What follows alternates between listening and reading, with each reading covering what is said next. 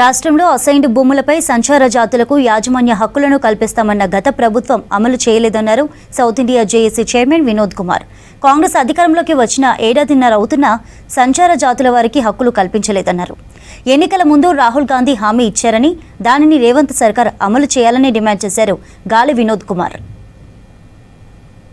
Telangana assigned భూమి యజమానుల సంక్షేమ సంఘం కానీ దక్షిణాది జాయింట్ యాక్షన్ కమిటీ కానీ అనేక పోరాటాల రూపంలో రౌండ్ టేబుల్స్ పెట్టాము, మహాధరణ పెట్టాము. లాస్ట్ మంత్ ఇదే నెల ఏప్రిల్ 19వ తారీఖున మహాధరణ కార్యక్రమాన్ని ఇందిరాపార్క్ దగ్గర పెద్ద ఎత్తున నిర్వహించాం.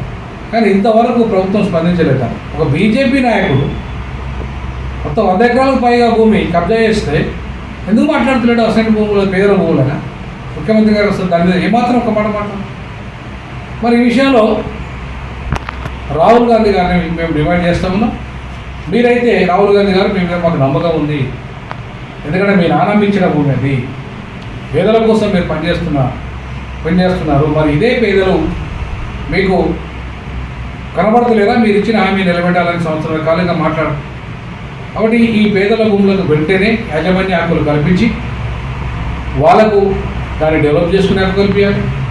అలాగే దాన్ని అమ్ముకొని ఒకవేళ ఇంకా వేరే దగ్గర కొనుక్కొనైనా, ఎందుకంటే ఒక్కొక్క భూమి ఇప్పుడు హైదరాబాద్ చుట్టుపక్కల కానీ మొత్తం 33 జిల్లాలో కానీ కోట్ల రూపాయల లక్షల కోట్ల రూపాయలలో కలిపి.